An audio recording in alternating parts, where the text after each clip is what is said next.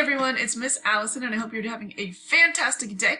Let's take a look at your directions for your Ethos, Pathos, Logos practice. So your learning target for this one is I can craft an argument using Ethos, Logos, and Pathos to convince my audience. Success criteria, I have created a CEA using all three methods of persuasion. Alright, so here are your video directions. First things is you're going to watch this video, especially if you have not had class yet, you don't know what Ethos, Pathos, Logos are. This is a really good overview. Okay?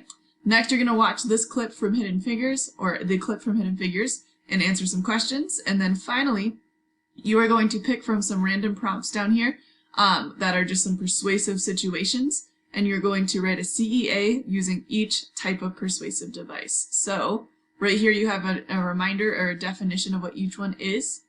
Let's take a look here. So, here is the Hidden Figures clip. You'll click here and then you will answer the questions. How did this character persuade other characters? Down here then you have your three different opportunities to write a CEA. You need to do all three of these. So what you'll do is you'll pick a prompt from up here, copy and paste it, and then use either Ethos, Pathos, or Logos to write your CEA.